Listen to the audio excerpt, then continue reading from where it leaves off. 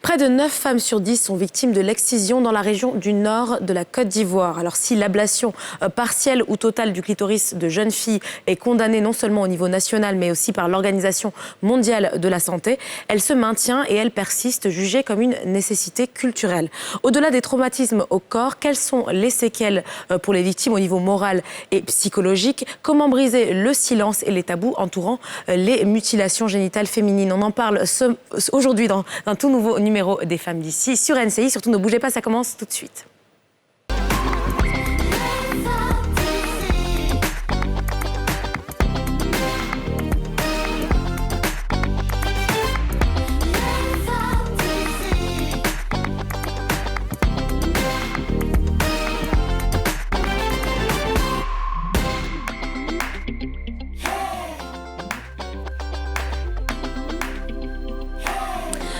Bonjour à vous et bienvenue dans votre émission préférée, Les Femmes d'ici sur NCI, votre rendez-vous 100% féminin et 100% franc-parler. Bonjour les filles. Bonjour Renan. Bonjour Aurélie. Didja. Oui, bonjour. On dit quoi? Toujours les mêmes cheveux. Hein. Ouais, tu nous nargues en fait. Jolie coiffure, ça te va bien, ça te va très bien. Merci beaucoup. Alors aujourd'hui on parle des mutilations génitales, communément appelées l'excision. À la base, l'excision c'est le fait d'enlever le clitoris de la jeune fille on dit qu'elle ne doit pas avoir de désir avant le mariage. Et lorsqu'elle est dans le mariage aussi, elle ne doit pas avoir d'envie de tromper son mari. Et du coup, elle est là, voilà, pour la canaliser un peu, quoi. Alors, je ne sais pas ce que vous pensez de cette pratique-là. Pour moi, c'est une aberration totale. Ouais. Je ne peux pas comprendre comment est-ce qu'on peut faire ça à une femme. Malgré toutes les idéologies, toutes les explications qu'on peut donner, je comprends pas. Ouais. Franchement, je comprends pas. Alors, pour moi qui suis du nord de la Côte d'Ivoire, c'est une pratique qui a toujours été là, qui existe encore malgré tout ce qu'il y a comme sensibilisation. Un peu moins aujourd'hui parce qu'il y a beaucoup de personnes qui se lèvent contre cette pratique-là. Mais voilà, ça reste quelque chose de traumatisant qui marque les jeunes filles. Il y en a qui perdent la vie, qui ont des hémorragies à n'en point finir. Il y en a qui sont vraiment profondément marquées dans leur chair. Et c'est tout simplement dommage d'en arriver là, qui ont honte même parfois d'avoir une relation amoureuse parce que le conjoint, le partenaire va découvrir ce traumatisme-là. Et donc, c'est triste comme situation. Ouais. Écoute, moi, j'ai rien à rajouter. Je suis complètement d'accord avec toutes les deux. Je trouve que c'est une pratique incompréhensible qui n'a pas lieu d'être. Et il n'y a même pas de débat, en réalité. Il ne devrait pas y en avoir parce qu'on sait les effets de l'ablation du clitoris ou, enfin, bref, de l'excision sur les jeunes filles. On sait quels effets cela peut avoir au niveau moral, au-delà de l'aspect physique des choses. Et quels que soient les rites culturels que les gens essaie de défendre, je pense que ça ne justifie pas une telle violence. Et surtout, en fait, je pense que quelque part, il y a du patriarcat derrière. Ça, c'est mon avis. Je pense qu'il y a quelque part le fait aussi de servir un peu les femmes. Moi, je pense que, justement, au-delà de tout ça, je pense que c'est surtout le côté violence, en fait. Le côté violence, le côté traumatisme. Ça ne sert à rien d'infliger ce genre de choses à quelqu'un qui n'est même pas en âge d'avoir des relations sexuelles, en fait, à 5 ans ou à 6 ans. Oui. Justement, pourquoi? Est-ce que c'est bien qu'on en parle aujourd'hui? Mais ce que je me demande, même la question, c'est est-ce que c'est parce qu'on circoncis les hommes qu'il faut le faire aux femmes absolument? C'est pour moi. Alors, on continue de se poser les questions. Et vous, chers téléspectateurs, comme tous les jours, on vous a posé la question. Et la question du jour, c'est quels sont les dangers des mutilations génitales? On écoute vos réponses dans ce micro-trottoir.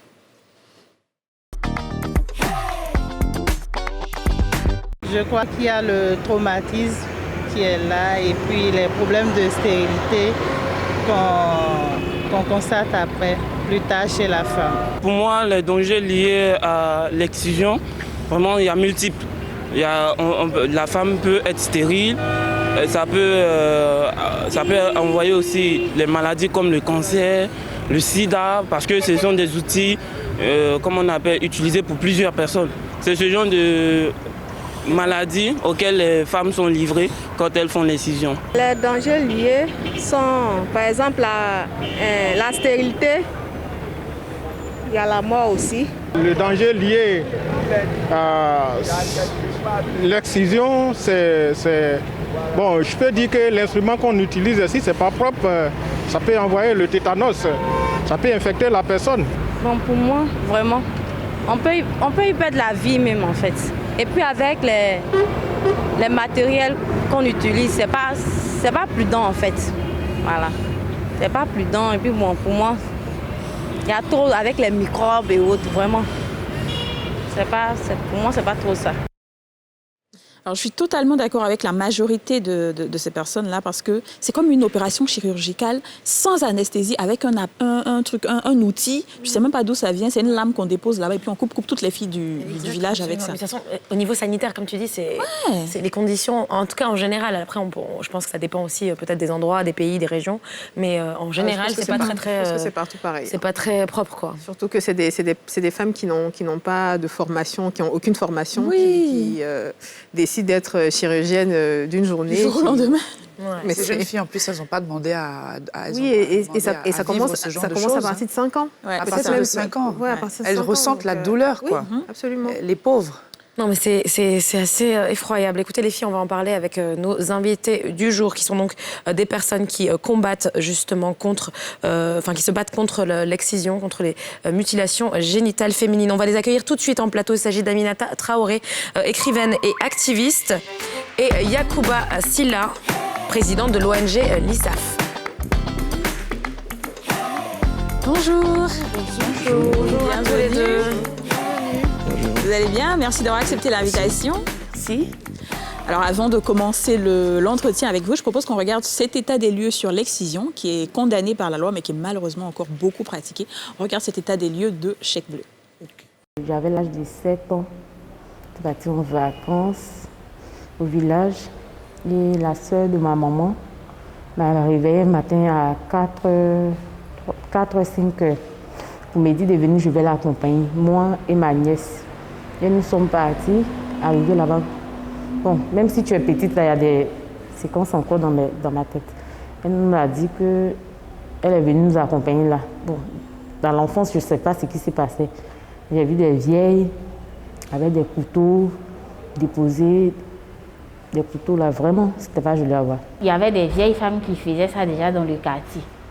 Donc ce jour-là, on nous a réveillés très tôt, ma soeur et moi. Donc on est arrivé là-bas, on a vu des vieilles femmes. C'était comme dans des toilettes façon.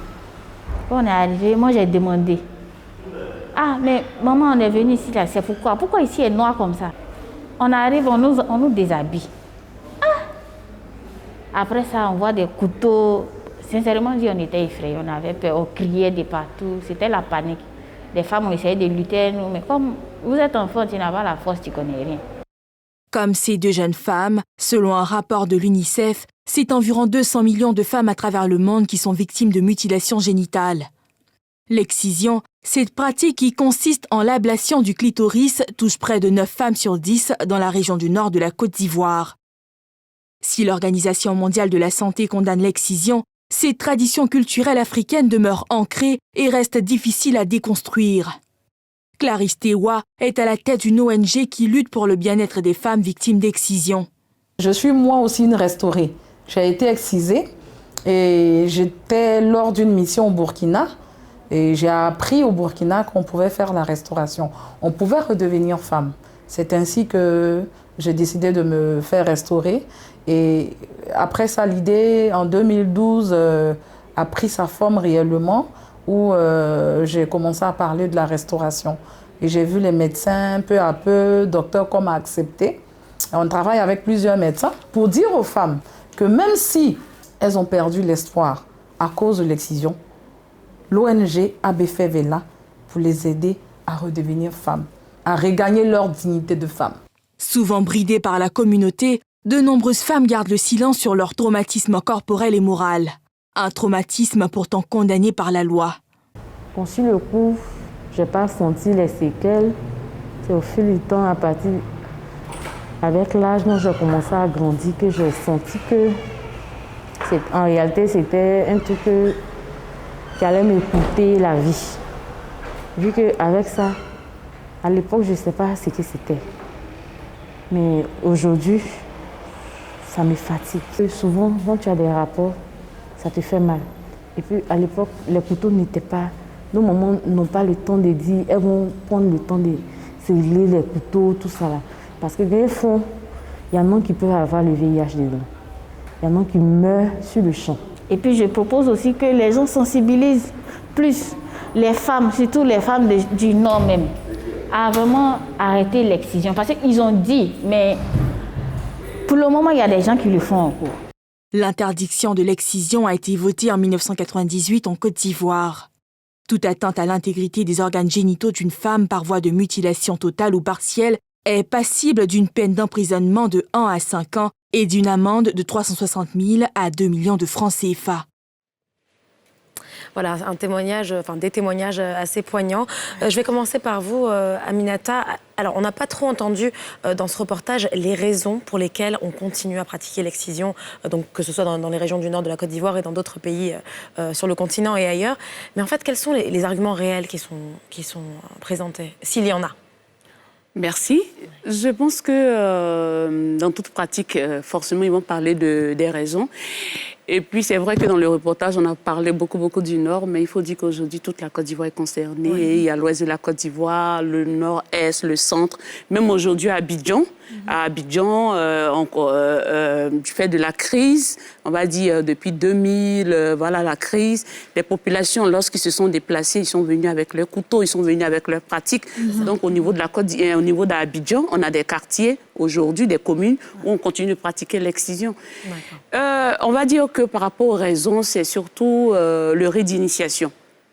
Voilà, parce qu'au-delà de l'acte du couteau, la femme doit montrer son courage, doit montrer qu'elle est forte. Donc, de cette petite fille, elle devient femme, donc elle est prête maintenant à se marier. Voilà. Et il y a la notion, par rapport même au clitoris, c'est-à-dire qu'il y a beaucoup de préjugés autour de l'organe. Moi, avec l'ONG où j'ai travaillé, je suis allée dans le pays profond et j'ai échangé avec les exciseuses, même avec les autres femmes. Elles me disent non, le clitoris gêne à l'accouchement. En griffe, lorsque, par exemple, la femme n'est pas excisée, c'est une femme qui n'a pas reçu une très bonne éducation, elle est frivole. Donc, ça veut vous dire qu'il y a tellement de raisons qui continuent de la main. Je dis toujours que c'est comment on voit l'organe même qui est enlevé et on trouve que c'est source de tous les malheurs de la femme. Et vous allez voir que dans des régions, par exemple, c'est source de protection. La femme qui n'est pas excisée, elle ne peut pas participer à certains rites du village. Par exemple, même si elle veut demander protection, parce que nous sommes en Afrique, elle veut demander protection auprès du féticheur. Si elle a besoin d'une protection, forcément, elle doit être excisée avant de toucher. Donc, c'est pour vous dire qu'il y a plusieurs... Mais la plus grande raison, c'est le rite d'initiation. Je deviens une femme. Alors, Yacouba Sylla, l'une des raisons aussi qu'on connaît généralement, c'est qu'on ne veut pas que la femme soit frivole. Est-ce que vous pensez qu'il y a un souci au niveau des mentalités? Est-ce que ce n'est pas un peu du patriarcat? Parce que c'est la femme qui souffre. Je me dis qu'on aurait pu aussi, par exemple, castrer l'homme. Comme ça aussi, la femme aussi, elle est... Non, mais c'est la vérité. On casse l'homme, la femme, elle est excisée. Comme ça, les deux ne vont pas avoir de désir. Quand ils sont mariés, les deux sont fidèles. Merci, Kadi. Mais Kadi, elle est trop forte quand même, Bob. Pour mon dans le même sens que Aminata Traoré. Donc, en fait, les raisons découlent d'abord de la force de la tradition. Nos traditions en Afrique, vraiment, les déterminants sociaux, les pesanteurs socioculturels ont contribué à exacerber en fait, les pesanteurs socioculturels ont joué négativement sur ce phénomène-là. Donc, comme vous avez dit tout à l'heure, par rapport au patriarcat, l'homme, par le développement de la phallocratie, du phallus, la domination, la prééminence de l'homme sur la femme, c'est l'homme les chefs de village, les chefs de communauté. D'abord, il faut dire que les origines même de l'excision datent de très loin. Les anthropologues, les études anthropologiques nous disent que l'excision vient de 3000 ans avant Jésus-Christ. Donc, nous avons 3000 ans avant Jésus-Christ. Vous voyez que ça fait très longtemps que l'excision existe. L'excision même est venue bien avant même nos religions monothéistes, c'est-à-dire l'islam, le judaïsme et le christianisme. Donc, ça existe depuis belle lurette. Et voyez-vous, donc la pratique de l'excision, on a assisté à une coutumisation de l'excision depuis belle lurette. Et donc l'homme a joué un rôle négatif, puisque l'homme a voulu contrôler la sexualité de la femme par l'excision. Alors que comme tout à l'heure, Kadi Traoré le disait, mais l'excision, c'est une aberration. Moi, en tant qu'un homme, comme aujourd'hui, on le dit, aujourd'hui, il y a une nouvelle tendance qui est là, qu'on appelle la masculinité positive. nous faisons partie de ces hommes. Je salue mon frère, M. Koulibaly Ghislain, un sociologue qui a travaillé dans ce sens, qui est le président de Rexi. Mais vraiment, moi, en tant qu'homme, j'ai mal. En tant qu'écrivain, j'ai écrit, j'en discutais avec Kadi Soro tout à l'heure, j'ai écrit un poème sur l'excision où je décris, parce que je n'ai pas les mots pour placer, pour dire ce qui me touchait. Je voulais extérioriser cela, ma peine, à travers ce poème-là. Comment peut-on, avec une lame, sans anesthésie, procéder à l'ablation du clitoris? Mais vraiment, c'est aberrant. Et notre ONG, nous luttons contre cela et nous disons que c'est une violation manifeste des droits humains. Et est-ce qu'il y a différents types de mutilations génitales féminines et quelles sont les plus courantes? En fait, on va dire que dans la classification de l'OMS, on a trois grands types. Voilà, le premier type, en fait, généralement, on dit qu'on coupe légèrement le capuchon du clitoris. Voilà, on coupe légèrement le capuchon tout petit peu, voilà. Donc, maintenant, le deuxième type, en fait, c'est le type même qui est le plus répandu en Côte d'Ivoire. C'est en fait une ablation totale du clitoris qui est accompagnée soit des petites lèvres ou des grandes lèvres, ça dépend. C'est au choix de l'exciseuse. Au choix de l'exciseuse. Oui, incroyable. Parce que maintenant, il y a le troisième type qui est la forme la plus extrême de l'excision, qui est l'infibulation. Oui. C'est-à-dire, on coupe le clitoris, on coupe les petites lèvres, on coupe les grandes lèvres et on recoue la femme. Et c'est l'homme, généralement, pendant la nuit de noces, qui est en fait, qui force le passage. Et c'est très, très répandu, on va dire, dans la corne de l'Afrique, mais de plus en plus dans d'autres pays, en fait, même de l'Afrique de l'Ouest, on trouve ce troisième type.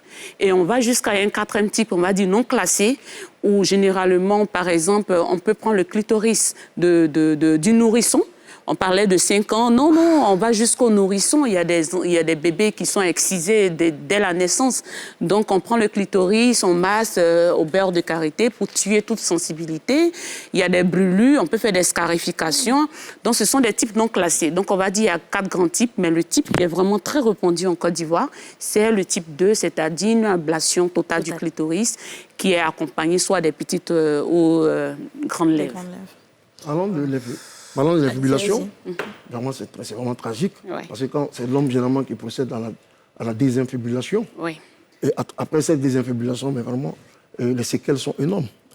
On assiste à... Vous parlez donc du rapport, du premier rapport. Oui, du premier rapport. C'est le premier rapport qui va sans dire que c'est la désinfibulation. Et c'est là, après, c'est l'incontinence. Les séquelles, peut-être qu'on va en parler. Même pour les règles des jeunes filles, quand elles sont, comme vous dites... Oui, on laisse juste un petit passage, qui est l'orifice. Ouais. Voilà, juste la taille, voilà. Juste la taille d'un grain de riz pour faire ses menstrues. Voilà, pour faire ses menstrues. Voilà. Et c'est déplorable. C'est gênant. Et en fait, je suis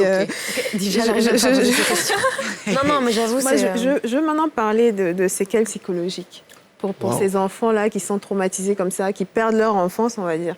Oui, mais quasi, voyez-vous, les conditions dans lesquelles même l'excision se fait, c'est déplorable. Tout à l'heure, dans le reportage, nous avons vu. Il y a les séquelles post-traumatiques. Ouais, ça détruit l'enfant à 3 ans, 4 ans, 5 ans, mais elle ne peut pas oublier. C'est pour ça que je dis encore, je l'ai vu à mon poème, je dis démon de mes rêves.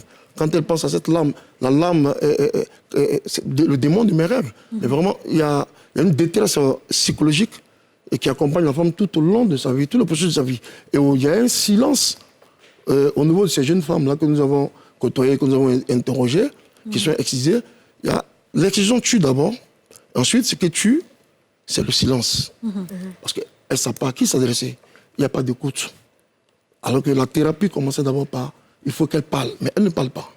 Compte tenu de la tradition, elle ne peut pas parler. Donc le silence la tue 2 fois plus. Ouais. Alors est-ce qu'on peut se retrouver justement, quand on a été excisé, que ce soit dans un village ou en zone urbaine, à vouloir s'exprimer et être complètement, je ne sais pas moi, marginalisé par la société si on le fait quand vous dites qu'il n'y a pas d'écoute du tout, c'est-à-dire que qu'est-ce qui se passe quand on commence à... Il y a un manque d'estime de soi. Il y a un manque d'estime de soi et la peur de dire que j'ai été excisé et j'ai l'incontinence, et vraiment, il y a ça. Donc d'abord, nous saluons d'abord le rôle des ONG qui travaillent dans ce sens, qui sensibilisent, en tout cas qui donnent le courage à ces jeunes femmes-là pour qu'elles puissent en parler. Parce que si elles n'en parlent pas, c'est grave. Alors, et moi, je pense qu'aussi par rapport à l'aspect psychologique, je dis toujours, nos mamans sont nos psychologues, même si on n'a pas fait d'études, hein, parce que imaginez plusieurs jeunes filles, personne n'est préparé à être coupé. Parce que même si, c'est vrai, personne n'est préparé, mais comment on finit même par accepter? C'est pour vous dire qu'il y a l'avant, il y a pendant, l'après-excision. Et il y a toute cette préparation psychologique qui est faite à la fin. Parce que, bon, voilà, il y a une fête. Il y a des fêtes qui se préparent, vous êtes célébrés, tu seras comme une reine. Moi, je parle vraiment de l'excision du point de vue du village, voilà, où on est célébré pendant au moins 2 semaines, 3 semaines. En fait, c'est la lumière. C'est l'équivalent de la... Donc, c'est clair que elle accepte d'aller se faire exciser, voilà. Et puis moi, je dis toujours, non, maman, on nous dit, non, maman, elles doivent rester pour regarder les petits-enfants, mais ce jour-là, je dis, elles sont comparables à Marie-Josée Talou ou bien Muriel Auré, parce qu'elles ont une force, parce qu'au moins 5 personnes pour attraper ces femmes-là, voilà. Donc, moralement, déjà, dans la tête, la personne est déjà bloquée, parce que les dés sont déjà jetés. Et après, lorsque vous comprenez, vous décidez de parler, moi je dis déjà la sensibilisation, c'est déjà de proximité avec la famille. Parce que si vous sortez de votre cercle et que vous voulez aller ailleurs pour parler et que vous n'arrivez pas déjà dans la famille à poser le problème de l'excision, c'est déjà un véritable problème. Et le deuxième problème, moi je dis toujours, on oublie, il y a l'arc du couteau. Mais lorsqu'on demande à des jeunes filles, des petites filles, des gamines, des bébés de 8 ans, de laisser jaillir l'urine sur la plaie, parce que ça a des vertus thérapeutiques, parce qu'il y a 2 types. Après la pratique de l'excision, il faut laisser l'urine. Ouais. Alors Aminata, je ne vous coupe pas la parole, mais là on va partir en page pub et on revient tout de suite pour continuer ce que vous dites, d'accord? On se retrouve tout juste après une page de pub. Tout de suite.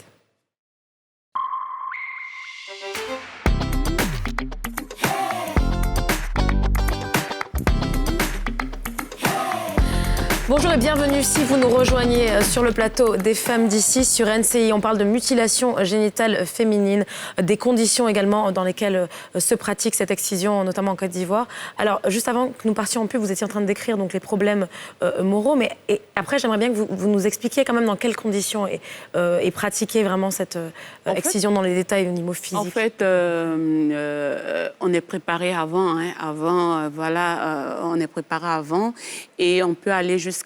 Ça dépend des régions. Il y a des régions, c'est vraiment une très grande fête, donc on peut aller jusqu'à 200, voire 300 filles. Donc ça dépend. On peut avoir aussi peut-être 14 à 15 filles, bon voilà, ça dépend. Et puis, il y a l'exciseuse qui vient. Des fois, il y a l'exciseuse de la famille qui arrive, mais elle vient très tôt. Elle vient très tôt et puis bon voilà, avec les tantes qui aident la jeune fille, on attrape la petite fille, il y a 5 personnes au total et puis bon, elle est excisée. Et après, il faut marcher. Lame, au couteau? Oui, ça dépend. Ça dépend. Parce que moi, je dis toujours, les exciseuses aussi s'adaptent. Donc, avant, c'était le couteau, mais maintenant, comme on parle beaucoup de VIH-Sida, donc aujourd'hui, elles utilisent beaucoup la lame. Parce que ça, elle progresse en fait. Et c'est vraiment très, très rapide. Elle est très rapide.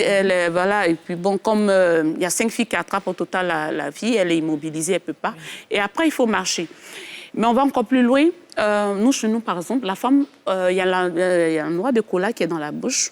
On ne doit pas laisser des marques parce qu'il y a une griotte, en fait, qui doit, en fait, crier ton nom si tu n'as pas pleuré.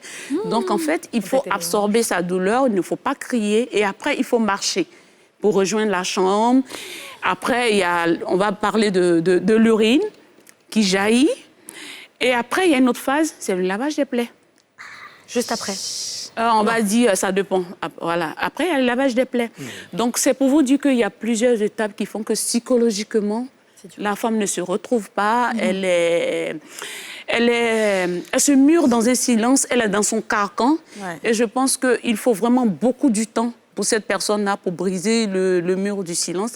Nous, on a eu cette chance aujourd'hui par rapport à l'écriture, où on a pu parler, puis par rapport à notre engagement communautaire, pour pouvoir en fait passer un message, pour dire que bon, c'est arrivé. Il y a une chose que je comprends peut-être pas, c'est dire que après tout ce que vous expliquez, c'est hallucinant, je suis choquée. Mais je connais quand même des personnes, des dames qui ont été excisées et qui disent que quand tu es excisé, effectivement, tu ressens plus de plaisir, tu as plus de libido et tout. Donc, est-ce que c'est faux? Elles sont peut-être traumatisées psychologiquement, donc elles essaient de justifier ce qu'on leur a fait, ou bien c'est vrai? Ça, c'est difficile à dire. On ne peut pas être dans leur corps pour savoir si vraiment, après l'excision, elles ressentent un plaisir ou pas. Mais comme je disais tout à l'heure, tantôt, il y a la dimension sociale, la dimension culturelle de l'excision. Il faut en tenir compte. La dimension culturelle. Vous êtes né dans une famille, dans une société où vous voyez que l'excision, c'est la pratique qui est normale. C'est une pratique qui est dite normale. Donc, vous rentrez dans ce carcan et vous acceptez tout. Puisque c'est votre tradition qui vous l'impose. On dit à la femme, à partir de 12, 13, 14 ans, c'est un processus. Vous passez, puisque l'excision est traitée comme un procédé sacré. C'est un peu comme la circoncision chez les hommes. C'est le même procédé, en fait. C'est le même rite d'initiation. Les femmes subissent. Oui, c'est la même signification. C'est le même rite d'initiation, voilà, où on dit à la femme, vous passez à une étape de purification. Après l'excision, vous êtes purifié. Vous êtes femme, vous êtes apte à être mariée ou à pratiquer votre religion. Voilà. Comme je disais tout à l'heure, on a souvent pris un ton ex cathedra pour accuser, pour, comment on appelle ça, associer l'excision à la religion. Oui. Moi, j'ai discuté avec beaucoup d'imams, excusez-moi, j'ai discuté avec beaucoup de pasteurs. Jusqu'à présent, aucun texte, aucune jurisprudence n'a été formelle sur le caractère exécutoire ou le caractère obligatoire de la pratique de l'excision. En fait, c'est un lavage de cerveau qu'on fait aux femmes. Oui, vraiment. Et quelles sont les conséquences sur la santé, même lors d'un rapport sexuel ou d'un accouchement? Sont énormes. Madame, vous discutez avec une femme qui est excisée, quand elle vous rencontre une nuit qu'elle a vécue, mais c'est un désastre, comme on a dit tout à l'heure. Il y a une détresse psychologique, une détresse morale. Elle est bafouée dans sa dignité. Et d'abord, à la lumière même du droit international, les mutilations génitales féminines sont considérées comme des VBG. Qui dit MGF dit VBG, les violations basées sur le genre. Qui dit VBG dit violation manifeste des droits humains. Ouais. Donc, mais pour revenir à la question d'Aurélie, elle parlait vraiment sur les dangers pour la santé. Oui, en fait. parce que les dangers, par exemple, j'ai parlé tout à l'heure de psychologiquement.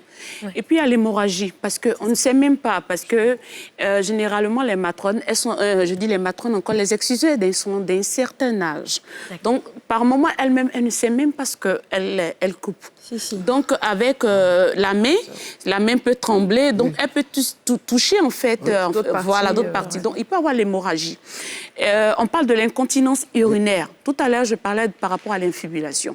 Moi, je dis toujours, une femme qui a connu l'infibulation, où on lui laisse juste l'orifice pour pouvoir uriner, et puis juste par rapport à ses menstrues, imaginez la douleur de cette dame-là lorsque elle doit rencontrer son mari pour la première fois, tout ça. Concernant l'accouchement, déjà, je ne nous apprends rien. Être une femme, aller à l'accouchement, on dit toujours on est au bord de la déjà, même c'est déjà difficile. Donc, imaginez toujours, moi je dis toujours, c'est comme du caoutchouc, par exemple, brûlé. Donc, imaginez la cicatrisation. Et les sages-femmes en savent beaucoup de choses. Parce qu'après, elle n'a plus de force, parce que tout est fermé. L'enfant, comme il va sortir, on est obligé de mettre des pressions pour l'accouchement. Et là, vous allez voir qu'on peut avoir des fistules. Ces fistules, c'est quoi? C'est lorsque, en fait, les selles et l'urine communiquent, c'est-à-dire la membrane qui relie, en fait, le vagin et l'anus communiquent. Parce que, à force d'appuyer, en fait, sur la grossesse, sur le cou, ça finit par lâcher. Et aujourd'hui aussi, je sais que que ce soit à Korogo, à Mans, le Fonds des Nations Unies pour la population, avec le ministère de la Santé, a mis en place en fait un programme pour pouvoir venir en aide à toutes ces femmes-là, parce que la même société qui t'a célébré, en fait, tu étais une reine, mais après, quand tu souffres de fistule, parce que tu n'arrives plus à te retenir, l'urine qui descend les selles, on te met à côté, on parle de la maladie de la honte. Donc, vous comprenez qu'il y a tout ce côté. Sans comprendre le lien entre Sans compter aussi qu'on ne se sent pas bien parce qu'on se sent différent des autres femmes. Et vous parlez avec tellement de passion, Aminata. D'où vient cette passion-là Je dirais que j'ai voulu transformer mon vécu par rapport... Moi, j'ai été victime de l'excision à l'âge de 8 ans. Wow. Et j'ai voulu transformer ce vécu douloureux, traumatisant en une force. Pour 2 raisons d'abord. Pour sensibiliser, pour attirer l'attention de nos parents, pour dire, écoutez, je n'étais pas là avant. Ouais. Mais il est temps qu'à un moment donné, on puisse faire une pause et puis voir quelles sont les pratiques que nous pouvons garder. Attends, l'Afrique, on a vraiment de très bonnes cultures. On ne se bat pas contre la tradition. Mais à un moment donné, on essaye de voir qu'est-ce qui est bien, on garde. Qu'est-ce qui ne va pas, on laisse tomber. Donc, c'est ce que j'ai voulu faire comprendre. Et puis, m'adresser aussi aux femmes qui ont été excisées. Pour dire, OK, c'est vrai, on a été excisées. Mais la vie continue.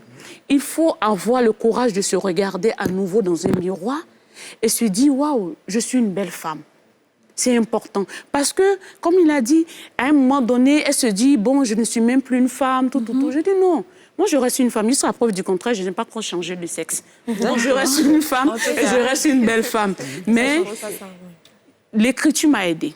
Moi, l'écriture m'a aidée. J'ai fait sortir mon livre Le couteau brûlant, qui est une œuvre autobiographique où j'ai rencontré les étapes. C'était ma manière à moi. J'ai dit, ils ont décidé pour moi.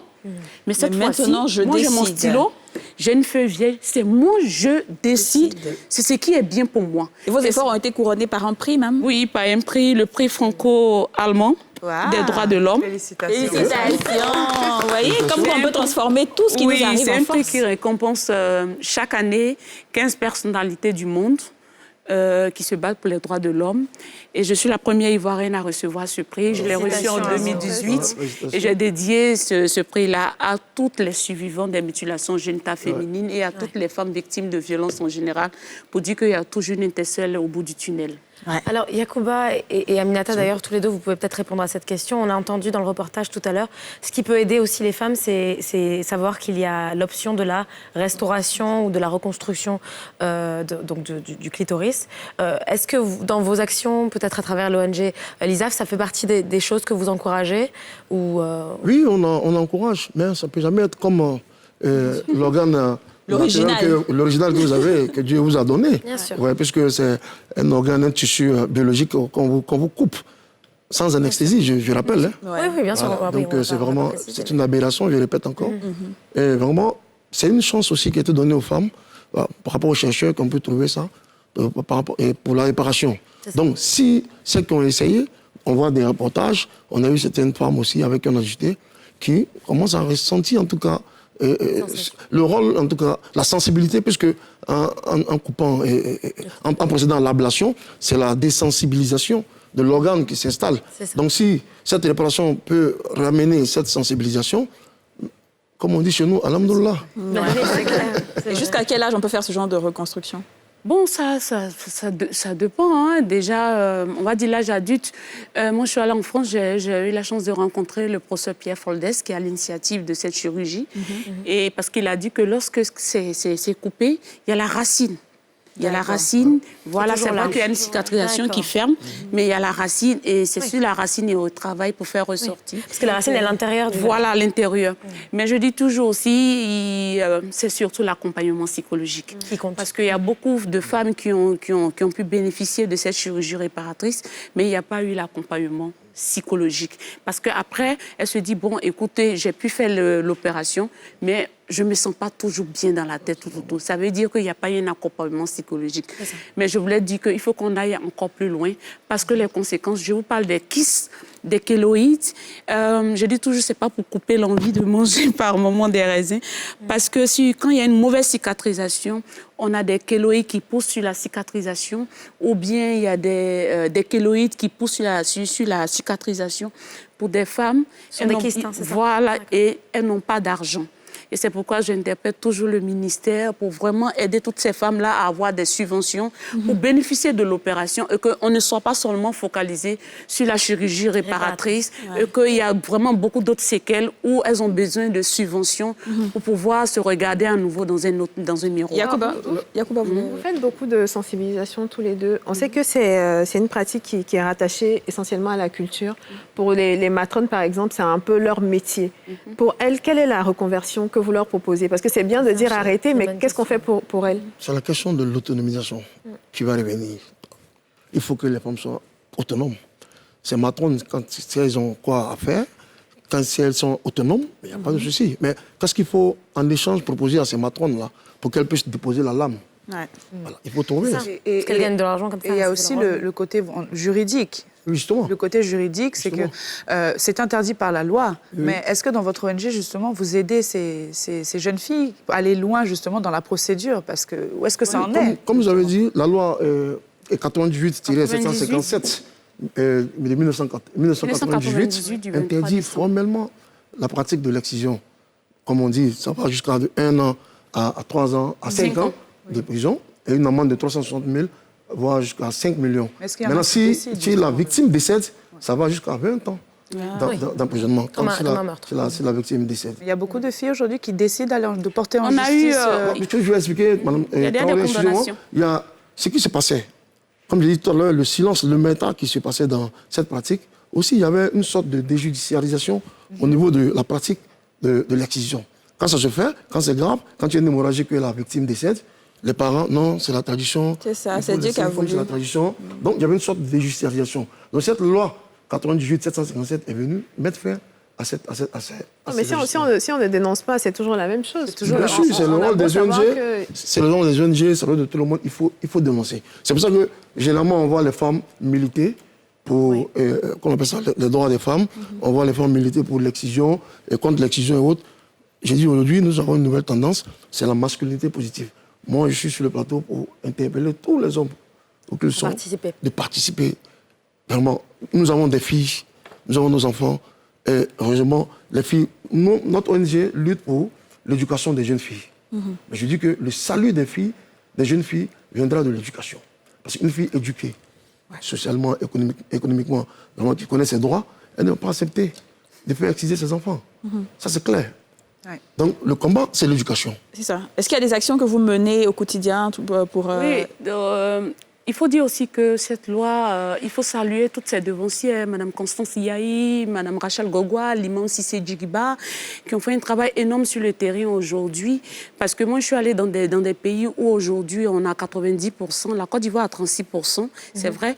Mais il faut dire que au moins, on a pu briser le mur du silence entourant les mutilations génitales féminines. Et avec cette loi, quand même, on a déjà eu des condamnations. On a déjà eu des condamnations. C'est pour vous dire que on continue il faut continuer à sensibiliser. Il faut tenir aussi compte de nos réalités socio-culturelles et religieuses. Parce que ce qui marche forcément en Côte d'Ivoire ne marche pas forcément au Burkina. Il faut partir sur ce diagnostic communautaire pour essayer de comprendre le pourquoi et puis maintenant permettre aux populations de s'approprier d'abord le projet.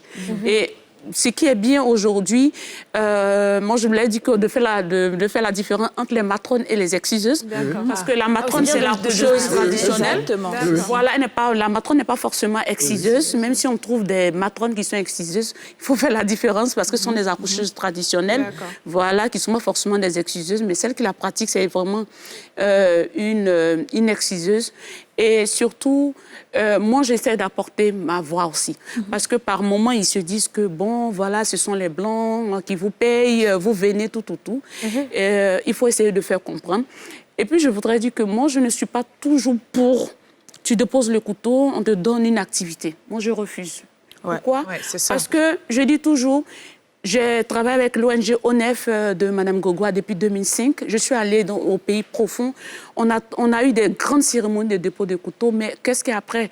Des fois, cet argent m'en sert encore pour aller acheter des couteaux, encore pour continuer.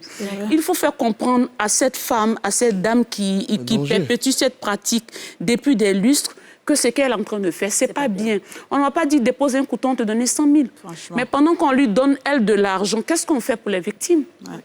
Où est cette subvention pour aider toutes ces femmes? Elles n'ont même pas en fait un psychologue ou simplement où elles peuvent parler. Parce que briser le mur du silence, c'est prendre déjà le contrôle de sa vie. C'est arrivé que c'est accepter que c'est arrivé. Et puis, comment je vais essayer de formater ça pour que ça soit une force et puis aller de l'enfant et puis ne pas reproduire la même chose avec ma fille. C'est un problème d'éducation, comme je disais tout à l'heure. Voilà. Donc, si on pose réellement le problème d'éducation, comme vous savez très bien, il y a plus de 56,1% des femmes analphabètes en milieu rural. Donc, c'est difficile. À ces femmes-là, comment est-ce qu'elles vont comprendre les dangers? Ça arrive aujourd'hui. Oui, justement, avec les sensibilisations. Voilà. Mais je veux dire que, comme il y a une transmission générationnelle des valeurs culturelles et traditionnelles, donc en ce moment, si nos enfants sont allés à l'école, si on met toutes les conditions pour que les filles partent à l'école, Mais je pense que... Le problème sera ce sera le dernier mot. Merci beaucoup à vous, Yacouba Sylla, et merci surtout à vous, Aminata Traoré, d'avoir partagé également votre témoignage personnel. C'est de loin l'une des émissions les plus dures qu'on a eu à faire. Mais c'était essentiel. Surtout, vous, depuis chez vous, restez avec nous. On se retrouve après un court instant de pub. À tout de suite.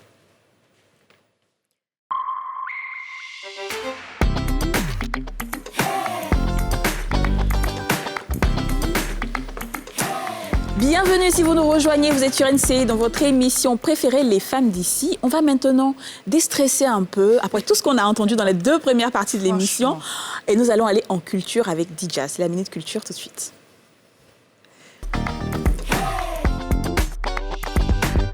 Alors oui, Kadi, heureusement que... Tu arrives à te remettre de tes émotions. Oui, ça commence à aller mieux. Je me détends un peu parce que c'était vraiment très dur. Et donc, je poursuis ma campagne sur le tourisme local. Oui. Et je vous emmène dans une ville qui est à 583 km d'Abidjan, 10 heures de voiture ou 1 heure de vol, c'est à vous de choisir. Et cette ville n'est autre que Mans, la ville des 18 montagnes. Ah, Mans! Génial. Voilà. Donc, quand on parle de Mans, tout de suite, on pense aux cascades. Oui. Voilà, il y en a 3. Il y a celle du mont Tangpi, qui est la plus connue, celle où tout le monde va tout le temps. Sinon, il y a celle de la Dent de Mans et il y a la cascade de Goba, qui est sur la voie de Danané, donc qui est un peu en dehors de la ville de Mans. Et sinon, vous pourrez aller nourrir les singes de la forêt sacrée de Beuple. J'espère que je dis bien le nom. Donc, c'est une forêt qui est sacrée, il y a beaucoup de singes, donc vous pouvez les nourrir. Alors, quand on dit qu'on peut aller nourrir les singes, souvent ça arrive qu'on te dise tu peux aller nourrir des singes ou voir des singes. Est-ce qu'on les voit vraiment? On les voit. On les voit vraiment. On les voit vraiment. C'est des témoignages véridiques. Exactement. Et puis, Mans rime aussi avec les ponts de liane. Il y a également 3 ponts de liane. Il y a le pont de la cascade du Tangpi, le pont de Liepleu, qui est à 2 km de Mans, donc qui est en village. Et le pont de liane porte le nom du village, donc qui est Liepleu. Ensuite, il y a celui de Vatois, qui est après Liepleu. Donc, il y a beaucoup de noms un peu Est-ce que ces ponts-là, ils sont praticables? C'est ça, j'allais demander. Certains ponts sont praticables, d'autres, il faut juste les regarder de loin. En tout cas, je ne vais pas vous dire ce que je vois sur l'image là. Oui, je ne vais pas vous dire Il y a certains ponts et il y a des guides, il y a des gens qui sont là pour vous dire si oui ou non vous pouvez marcher sur le pont. Je pense que c'est très bien de faire ça. D'ailleurs, c'est sur ma liste, ma prochaine liste. C'est vraiment intéressant. J'ai déjà fait ça une fois. Ensuite,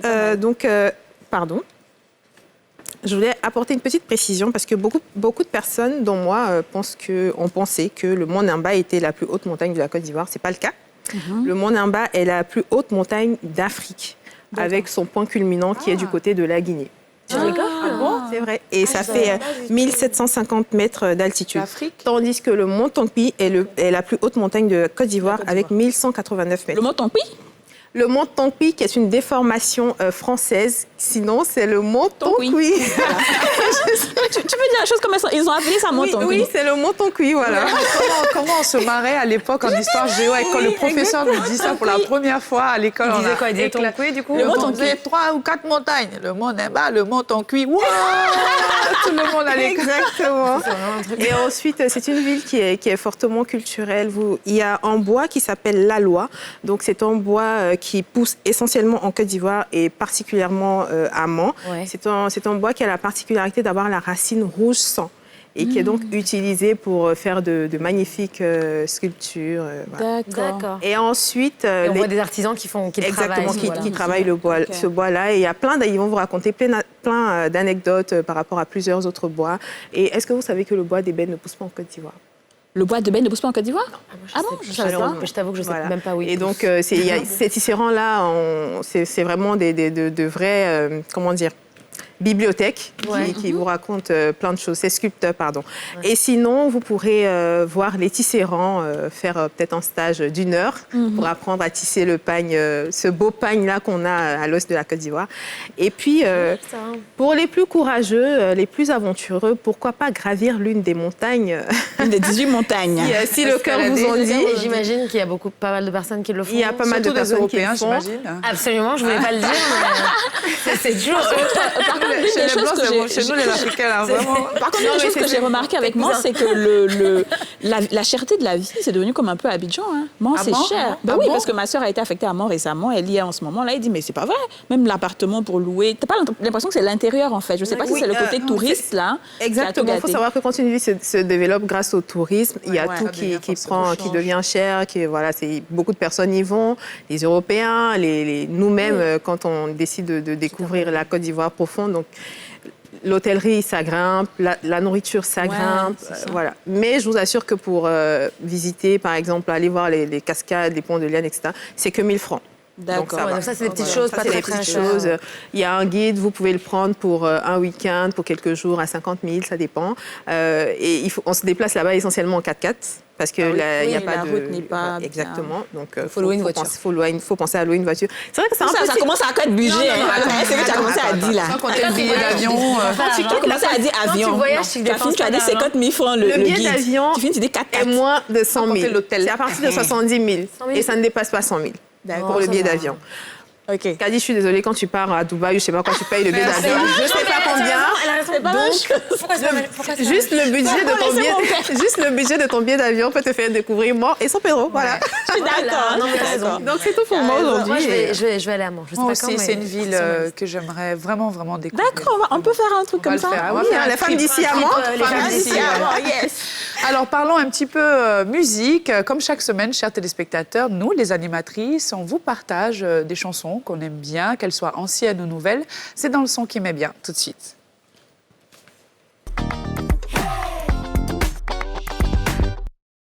Alors... Je vais commencer? Oui, si vous me le permettez. C'est toi l'honneur. Alors du coup, pour reprendre un peu ce que tu as dit dans ton introduction, ma chanson, elle n'est pas nouvelle, elle est ancienne, très très ancienne même, mais je pense que tout le monde la connaît, c'est un classique. C'est Aretha Franklin. Et c'est l'une de mes Aretha Franklin. On est en Aretha Franklin, pour ceux qui connaissent, qui n'ont pas bien compris. Et c'est I say a little prayer for you. Donc je dis une petite prière pour toi. C'est un vrai classique. C'est joli. J'aime bien, les chansons sont intemporelles. Exactement. Ça reste. Ma mère écoutait ça. D'accord. Alors moi, je vais casser carrément le rythme. Je vais aller te dire, on va pas prier pour quelqu'un ici, au contraire. On va aller au Nigeria avec le dernier morceau de Yemi Alade et Rude Boy. Tu sais que les P-Square se sont divisés, donc il y a Rude Boy maintenant. Ouais. Et c'est la chanson Deceive. You want to deceive me. Ah ouais. On peut mettre le son là? On va écouter. De toute façon, Yemi. C'est vrai. Ouais. You want to deceive me. C'est pas le titre en fait. Me tromper. Je sais que c'est pas le sujet, mais juste rapidement, si vous deviez choisir Tiwa Savage ou Yemi Alade. J'aime bien Tiwa. J'aime les deux. Yemi aussi, mais je trouve que Tiwa. Ouais, j'ai des copines qui m'appellent Yemi Alade parce qu'elles trouvent qu'on se ressemble. C'est vrai, c'est le petit visage. C'est vrai. Le visage piquant de Yemi Alade, c'est vrai. Avec les joues un peu. Oui, c'est ça, les joues, les fameuses. Alors moi, mon son, c'est... Où, Aurélie, tu veux? Vas-y, je te laisse l'honneur. Je vous laisse l'honneur aujourd'hui. Commencer avec Aurélie, non? Ok, d'accord. On va passer avec Aurélie, c'est mieux. C'est bon? Oui. Merci beaucoup, mesdames. Alors moi, la musique que j'aime bien, j'ai découvert ça il y a quelques semaines sur une chaîne musicale. La chanson s'appelle... Enfin, le titre de la chanson, c'est Moko, chantée par Oprah, que j'aime beaucoup, en tout cas. Quelle Oprah? C'est pas Oprah Winfrey, en tout cas. C'est pas Oprah Winfrey. Mais c'est elle chanteuse. Mais ça s'écrit O-P-R-A-H, normalement, c'est ça. Et je trouve ça, c'est tellement frais, tu vois, le clip, c'est jeune, c'est frais. On n'a pas encore, on voit pas, c'est pas les clips, on voit les grosses fesses des filles, là. En tout cas, moi, j'aime beaucoup. Et le flow est... Je connaissais pas du tout. Moi, je connais Sentiment Moko. C'est une reprise de Sentiment. C'est une reprise de Sentiment Moko, justement. Le DJ Kaluji à l'époque. Oui, un peu rappé façon. C'est pas mal, c'est pas mal. And you, Mrs. Alade? Oui, Yemi, je vais l'appeler Yemi maintenant. Merci. Alors moi, c'est un groupe de jeunes. Je ne sais pas pourquoi ils ont choisi ce nom-là, mais c'est Click J'aime. Click J'aime. Ah, si, je les connais. Et le titre de la chanson, c'est Petit Pas. C'est trop bon. C'est trop bon. C'est trop bon. Essayez Ivoirien aussi. Ça a été fait avec des TikTok. Ils ont fait beaucoup de TikTok avec la chanson. Oui, beaucoup de TikTok, exactement. Ouais, je connais. Non, mais j'ai déjà entendu ça. Ah oui, c'est vrai, c'est pas mal, j'aime beaucoup. Ça, c'est un vrai son de boîte de nuit. Déjà au milieu de la piste, tu vois. Tu vois, ça, tu as des problèmes. Nous tous, ici, on a des problèmes. C'est surtout le message qui est derrière. Comme on a tous des problèmes, on s'en va à la pub et on revient tout de suite. À tout de suite pour la page pub.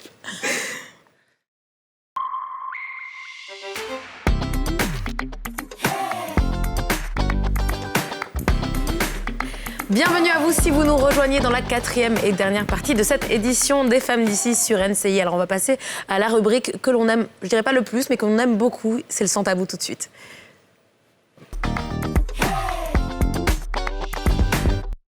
Alors les filles, la question du jour que l'on a posée d'ailleurs sur les réseaux sociaux, c'est mésentente entre votre conjoint et votre famille. Faut-il prendre parti, à votre avis, oui ou non? Alors il faut savoir que 60% des personnes interrogées ont dit oui, il faut prendre parti, il faut choisir un camp. Et 40% des personnes ont répondu non, il ne faut pas trop s'impliquer, il ne faut pas se mouiller, il faut rester neutre. Attends, si je comprends bien, ça veut dire que ton mari et puis par exemple ta maman sont en palabre. Voilà, un vrai palabre. Pardon, faut commencer. C'est moi aussi le... Bon, d'accord, je commence. Tu te lances. Je me lance. Je pense qu'on ne peut pas vraiment prendre parti. Parce que ton conjoint, c'est la personne que tu aimes, tu as décidé de faire ta vie avec la personne, donc tu t'es séparé de ta famille plus ou moins. Mais qu'on le veuille ou pas, le sang est plus épais que l'eau. Donc ça veut dire que Tchoko dans Tchaka, tu vas revenir vers ta famille. Le sang est plus épais que l'eau. Après, ça, c'est pas faux. C'est tellement vrai. C'est très bien, c'est placé pile là où il faut. Merci. Donc, aujourd'hui, là, on dit ex-mari, ex-conjoint, mais tu dis pas ex-famille. Donc, il faut te débrouiller, tu fais la médiation pour que chacun puisse, tu vois, essayer de tempérer, quoi. Sinon, c'est pas bon. Ouais, mais alors, du coup, disons que le palabre, c'est un vrai palabre, d'accord. Disons que c'est une vraie histoire, d'accord, et que la médiation ne fonctionne pas trop, et que ça s'éternise. Ton conjoint, quand même, estime que la personne avec qui tu fondes ta famille, vous avez des enfants, que maintenant, votre famille, c'est aussi ta famille. Oui, c'est aussi ta famille. Est-ce que, finalement, si tu vois ça comme une trahison, le fait que tu ne t'impliques pas, que tu ne prennes pas sa défense, peut-être, est-ce que ça, c'est pas un problème? En fait, la médiation n'est pas forcément ne pas prendre la défense, tu vois. Non, c'est juste que tu expliques le bien fondé. Alors, tu demandes pardon à la limite, tu vois. Tu es Dieu, pardon, mon mari, pardon, faut pas faire ça. Elle va plus refaire ça. Tu dis à un moment, pardon, vraiment. C'est ça, en fait. En fait, c'est mitigé. Compliqué. C'est compliqué.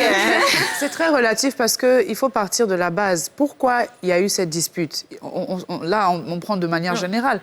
Mais si, par exemple, déjà à la base, tu représentes ton mari à ta maman et que déjà, elle commence à se braquer, elle ne sait même pas qui il est, elle dit « je l'aime pas », franchement, il y a un problème. Si, par contre, pendant la durée de la relation, il peut y avoir peut-être une petite altercation, je me dis que, comme tu dis, il faut jouer le rôle du médiateur. Mais moi, mon point de vue, c'est, contrairement à toi, c'est écrit, en tout cas dans la Bible, tu quitteras ton père et ta mère pour faire toi-même ta propre famille. Donc, ta famille reste très importante, mais tu dois aussi préserver ta famille à toi que tu as créée. C'est ça. Donc, toujours, tout en n'éliminant pas, ou je dirais en n'écartant pas la raison que ta propre famille ou ta maman aurait peut-être le droit d'avoir, il faut, comme tu dis, trouver le juste milieu. Et si vraiment si par contre, à un moment donné, ça impacte sur ma famille que j'ai créée, je préfère plutôt me retirer et rester... conserver en tout cas moi ma famille quoi. Mais et si se retirer c'est pas une option? Se retirer, mais je veux dire, je pense qu'à un moment ou à un autre, créer il faut une se distance quoi. À un moment ou à un autre, il faut se mouiller. Il faut pouvoir dire les choses. Oui, c'est vrai, il faut dire les choses honnêtement. Tu as tort. On va pas faire un débat. Ça dépend vraiment de si on peut déterminer un tort. Si c'est mon conjoint qui a tort, je lui dirais écoute, tu as tort, excuse-toi. Si c'est ma famille, c'est pareil. Tout le monde est logé à la même enseigne. Je vais pas dire non, je choisis ma famille, je me mets du côté de ma famille, je crache sur mon mari, ou je me mets du côté de mon mari, je crache sur ma famille. Si t'as tort, fin de l'histoire. C'est tout ça en fait la médiation plus ou moins. C'est pas la médiation, moi je fais oui, clairement elle dit non, mais en fait si ma mère par exemple a un problème avec mon mari et qu'elle me dit qu'elle a tort c'est infondé, il y a pas de maman écoute, tu es la maman, c'est vrai, mais bon, je sais qu'on va me taper le sang, mais c'est pas grave. Mais je vais te dire que tu as tort. Ce que tu oublies, Didier, c'est que la notion de tort et de raison, elle est relative. Tu vois, Ce que toi, tu peux penser que maman a tort, là, elle n'a pas tort. Non, mais les faits sont là. Moi, je veux me baser sur les faits. Elle, là, peut-être dans sa compréhension, elle a une manière de voir la vie. Tu sais, les vieilles, là, par exemple, elles ont des manières de voir la vie. Ça aussi, c'est une question de génération. Donc, ça fait qu'elle, pour elle, elle a raison. Et ton papa ou tes frères se vont dire qu'elle a raison, parce que c'est la maman. Ton mari aussi. Si toute ma famille se braque contre mon mari, je suis désolée, je vais me mettre du côté de mon mari, je ne vais pas le laisser seul. Non, tu ne te mets pas du côté, mais tu dis à ton mari, voilà, tu as raison, mais faisons comme ci, comme ça. Tu dis à ta maman, maman, tu as raison, hein, donc faisons comme ci, comme ça. À négocier un peu avec l'un et l'autre. Moi, je pense que c'est négocier parce que tort, là. J'ai dit, le jour où ton mari te laisse, et puis tu danses chez ta mère, il va te gifler. De toutes les façons. Non, mais par contre, en fait, tu vois, ce que je veux dire, en fait, c'est surtout... Si tu es un peu fâché et que tu dis, oui, maman, t'as tort et que t'as défendu ton mari, demain, c'est pas pour autant qu'elle va te... Il y a des parents qui va te bannir. Vous n'avez pas vu ces parents-là qui ont carrément rejeté leur enfant? Voilà, tu vois, en fait, ça dépend aussi des parents. Aujourd'hui, nous, on a la chance d'avoir des parents qui sont compréhensibles. On sait même qu'ils n'auront jamais à faire des histoires avec nos conjoints. Mais il y a des familles qui sont dures. Moi, je sais qu'il y a des gens qui ont... Il y a des hommes et des femmes qui ont coupé carrément. Je pense qu'aussi, dès le départ des relations, faut faire en sorte qu'il y ait une symbiose dans les rapports les uns avec les autres, que le mari soit vraiment accepté, que ce soit une même famille, que ce soit pas le beau-fils ou le beau-frère qui arrive, qui est de côté, qui soit impliqué dans la famille, ce qui fait que ça évite qu'il y ait des conflits. La plupart des conflits même interviennent quand souvent on vit dans la maison et puis la maman arrive du village, elle veut venir passer un certain temps, finalement la maman s'installe, elle veut prendre possession de la maison. C'est ce genre de gens, dans ce genre de cas, il y a des conflits entre la femme et la maman parce que la maman veut s'imposer parce que c'est elle qui a mis au monde. En tant que la femme aussi, elle veut s'imposer parce que c'est son foyer. Et bien, elle a bien raison, c'est ce que tu viens de dire, Aurélie. Il y a aussi, moi je connais des cas, bon, c'est un peu au Mali, un peu au Niger, où tu sais que la famille est tellement là, elle est tellement présente. Elle a un poids, elle limite dans le choix de ton conjoint et de ton mari. À partir du moment où elle n'aime pas la personne et qu'elle était contre, et que tu t'es entêté, comme ils aiment dire, tu es parti. C'est genre sabotage, en fait. Ouais, c'est ça, c'est exprès. C'est-à-dire que tu vas jamais gagner, en fait. Tu vas essayer peut-être à arrondir les angles. Et c'est pour ça qu'il y a beaucoup de personnes qui te disent, finalement, ça vaut pas le coup parce que vous allez finir par vous séparer. Oui, c'est vrai. À force. Peut-être quitte à créer des conflits, tu vois. Et c'est un peu le problème aussi c'est que c'est des problèmes un peu... Et je pense même que... Laisser les gens, justement, faire leur choix. Je pense même que quel que soit ce qu'on va dire, ce qu'il ne faut pas faire, c'est que les belles familles, les mamans et autres viennent vivre forcément chez les enfants. Moi, je pense que c'est ça qui fait le problème. Parce que même s'il doit avoir palabre... Une maman qui se respecte n'envahit pas le foyer de... Même s'il doit avoir palabre, quand ils sont à distance, le palabre n'est pas fort. Parce qu'ils ne se connaissent pas, tu vois. C'est pas moi qui dis. Tu as dit que t'es d'accord, Hélène. Je suis un peu d'accord. Non, mais en vrai, une maman qui se respecte n'envahit pas le foyer de son enfant. Je suis d'accord. Mais il y a des cultures dans lesquelles tu vis avec ta belle famille. Ça peut arriver, ça peut être cas de maladie. Mais si c'est maladie, c'est pour une période bien déterminée. Quand une maman se respecte, quand elle arrive dans le foyer de son enfant, elle sait que c'est pas sa maison. Donc elle reste à sa place. Mais il y a des mamans, mais c'est quelle manière de rire tu prépares mon fils? Je te jure. Mon fils là, il n'est pas né comme ça, hein. Mon bébé You. Moi aussi, je suis bébé You de quelqu'un. À un moment donné. En fait, je pense que c'est la cohabitation le problème. Parce que si les gens sont un peu séparés, c'est pas grave. Même s'il y a des petites histoires, c'est au téléphone, c'est dans les cérémonies. Et c'est réglé vite fait. Mais quand on vit ensemble, quand on est un peu séparés, quand c'est ce qu'il faut éviter en fait. C'est vrai que quand tu maries une personne, tu maries sa famille, c'est vrai. Mais il faut que les parents aussi comprennent que, bon, il faut laisser les enfants respirer. Parce que si vous mettez la pression, déjà les enfants eux-mêmes, ils ont du mal à apprendre à se connaître, même pendant le mariage. Donc imagine encore la pression familiale qui va venir pour dire, mais ta femme, elle est comme ci, ton homme, il est comme ça. Mais finalement, c'est ça qui crée une mauvaise... Ça crée une influence dans la tête et ça crée des problèmes. Donc les parents, pardonnez. Ça va plus dans le sens de la belle famille du... C'est ce que je voulais dire, justement. Ou plutôt de la femme. Je pense que c'est Aurélie et moi qui auront ce problème-là. C'est nous, on a des garçons. Généralement, quand tu as des garçons, là... C'est vrai. Moi, je dirais que quand tu as des garçons, là, c'est là que tu te dis que c'est ton bébé, tu vois. Moi, actuellement, là, je sais que maman va me chicoter, mais mes petits frères sont pas encore mariés, mais il faut la voir. T'allais pas prendre une fille qui va venir, qui va faire plus de bonheur. Elle était pas comme ça avec toi? Non, maman même, quand elle vient chez moi à la maison, là, elle a envie de partir. Parce qu'elle dit que non, si tu es chez ton foyer, faut pas, le pauvre monsieur. C'est vrai que là, en y pensant maintenant, en me mettant à la place maintenant de la maman qui va voir son C'est horrible. Mais je vais les laisser vivre, franchement. Il faut les laisser vivre. Ma mère, elle a fait que des filles, donc si tu veux, elle n'a pas d'autres repères. C'est pareil, c'est genre les filles, pour elle, elle est, disons, protectrice. Donc si elle voit des choses, c'est clair qu'elle va parler. Ma mère, c'est vraiment la go la plus... C'est ton choix, ok, vas-y. Voilà. On verra ce qui va se passer. C'est pour ça que tu parles comme ça, tu sais qu'il n'y a pas de... Ouais, cool. Alors, on va vous laisser continuer le débat depuis chez vous. Nous devons rendre l'antenne. On se retrouve demain, même heure, même chaîne. Bisous. Bye bye.